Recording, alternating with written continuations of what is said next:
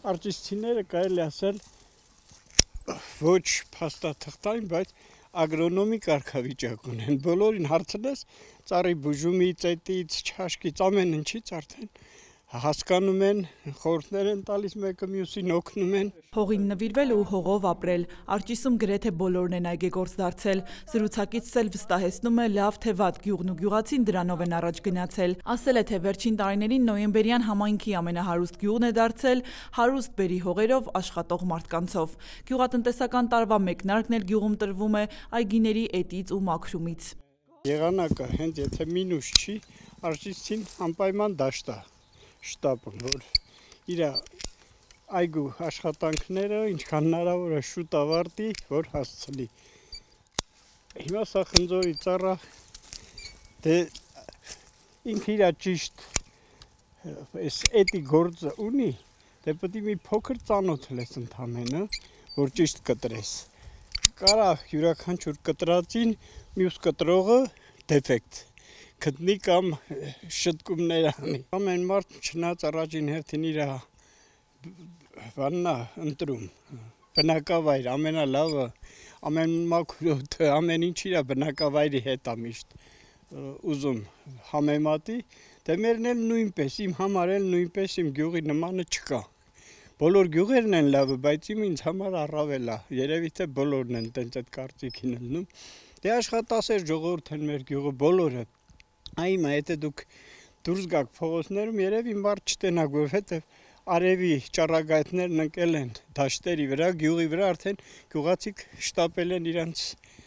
ամենօրյա աշխատանքին։ Պարոն Ալբերտի կարծիքը գյուղատնտեսության վերաբերյալ հիմնված է երկարամյա փորձի հիման վրա։ Ասում է, տարածաշրջանի բնակլիմայական պայմանները չափազանց նպաստավոր են, որը նրանց թույլ է տալիս գրեթե ամեն տեսակի միրգ հատապտուղ աճեցնել։ Ինքը հեկտարներով խաղող թուզ ու դեղց է մշակում ու դժգոհ չէ վաստակածից։ Հողը հարուստ է, ժողովուրդ աշխատող, ստեղծող,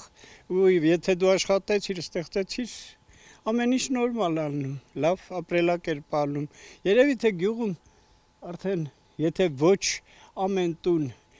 եթե ոչ մի մեքենա, ապա երկուս, դաժե 3 մեքենա ունեն, մեկը պարադնի, բառը ռուսերեն է, բայց վերջը դրա համար օգտագործում, մեկը այգին գնալու համար օգտագործում, մեկը ասենք ընտանիքին դպրոց տանելու, աշխատանքի գնալու, ընդու պետքան են զարգացել։ Եթե դու աշխատող ես, գյուղավարի ասած դոշիդ հետ բոթող չկա, աշխատի, ստեղծի, ապրի։ Նույն ձև ես ասենք արդեն թոշակառու եմ, բայց էլ իմ այգում աշխատում եմ, իմ եկամուտն ստանում եմ, վերջին ընտանիքի կարիքները բավարարում եմ։ Մի ժամանակ նոր որ սեփականաշնորհվել էր, զավոդները փակվել են, բան այս գյուղում, ասենք մեկն էլ ես մինչև 5-6 տոննա խաղող էի քաղում, բերում էի ինչ էի անելու, չէր վաճառվում, զավոդները չէին ընդունում, ստիպված օղի էինք թորում ու այդ օղին վաճառում էինք։ Դրսից եկողները այստեղ փոխանակում էին անում, սկզբից մի քիչ զարմանալի էր փոխանակում բառը դաժե, որ օղին ոնց փոխես խոսքի հացի հետ, բայց ստիպված ենք, տարիներ նետեր էր պահանջում այդ ձև ենք։ Ասելուս իմաստն ինչ է, որ գյուղանունը դրել էին օղու գյուղ։ Այդ իմ կամպանիան է։ Եթե շատ միրգ կա, օղին պարտադիր, թնդությունը չափավոր միմիթաս անելն էլ խիստ օրակարգային։ Կատակում են գյուղում ու հավելում, դաշտ գնացող, ձգող ու աշխատող մարդուն 50 գրամը չի խանգարի։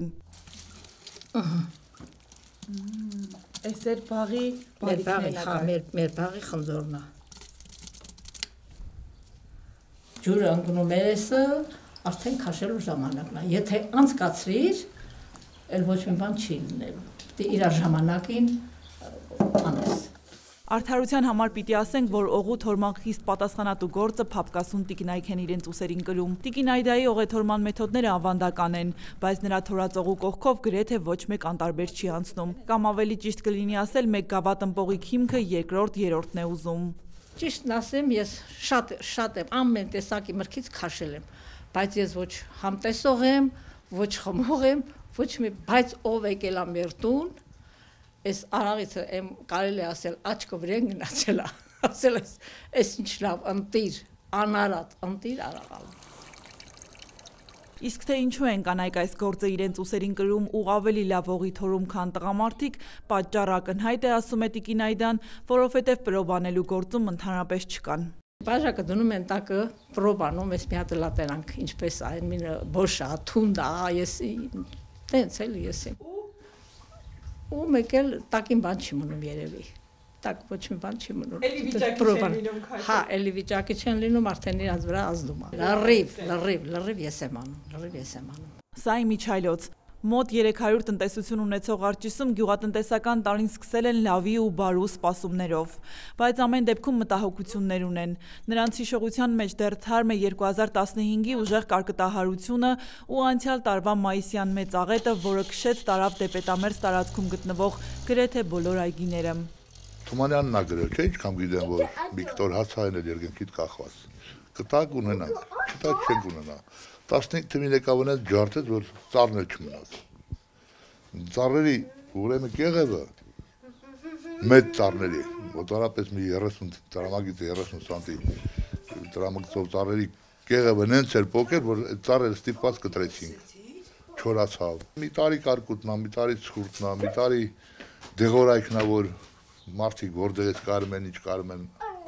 ձեռք են բերում։ Լավ պտղատու այգիներ ունեն, վստահ են այս տարի գոնե լավ բերք է սպասվում։ Ամեն դեպքում դրա համար իրենք ամեն ինչ կանեն։ Միայն թե իրացման խնդիրն է գյուղացիներին մտահոգում։ Բոլորը չէ եւ միշտ չէ, որ կարողանում են գյուղի մեջ կամ ճամփեզրին իրենց ապրանքը վաճառել։ Գյուղացին կապրի են դեպքում, եւ որ իր ստեղծած բերքը կայնա իրացնե, կամ բերքա, կամ մարդկա անասնապահությունը, ամուսնամթերքը նորմալ իրացնե,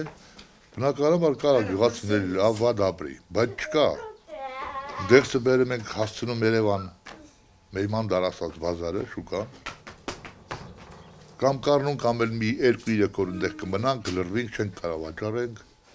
ու ստեղ եղածնել էլի թափվում ածառներից, այդ հենց։ Իսկ եթե կետալի, ասենք, ընդուրման կետալի, մի անգամ խաղաց տանես անձես, գյուղացումը շատ լավ կլի։ Իսկ այն ժամանակ այրովի կոնսերվի գործարանը կար խոսքի սով խոզեր,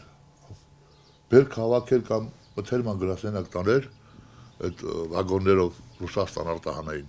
կամ մնացած տաներ կոնսերվի պահատոներ գործարանում հանձներին։ Հիմի այդ բաները չկա, մարդը մնացել է մենակ, գյուղացին մնացել է մենակ, ինքը իր գլխի ճարը պետք է տենա, բայց ոնց, դա Աստված գիտե։ Ժամանակին ով էր մտածում իրացման մասին, գյուղացու գործը մշակությունն էր ու լավ բերք ստանալը, որովհետև ընդունող գործարաններ կային, հետո նաև արտահանման խնդիր չկար, ու սա միակ խնդիրը չէ, որ անհանգստացնում է գյուղացուն։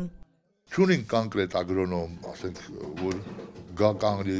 ուղղություն տա, օրինակ հարթավայրի տարածքներում ելնում են մարդիկ նախորդ գնում են դաշտեր նայում, բուժում նշանակում, այս դեղերը գնացեք, բերեք, փչեցեք, վերջը լավ կլինի։ Իսկ մենք ոնց կարում ենք նենց ենք անում։ Այ դա ավատը։ Կոնկրետ մասնագետներ ապետ, որ ու թեկուզ վճարով մենք կարանք վճարենք իրան, բայց իհեր պատասխանատու լինի մեր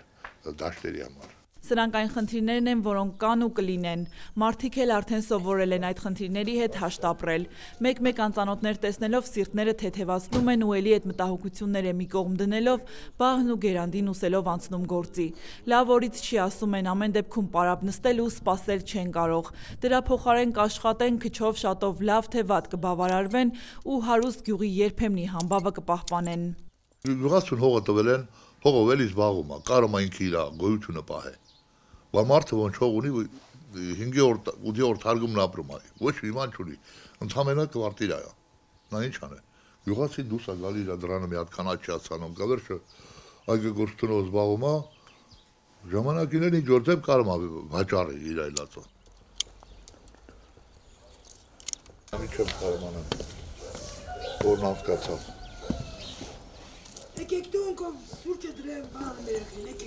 Մանանա Վարոսյան, Գևորգ Քոչինյան, Տավուշից անկյուն գումարած 3 հեռուստաընկերություն։ Լավ մնացեք։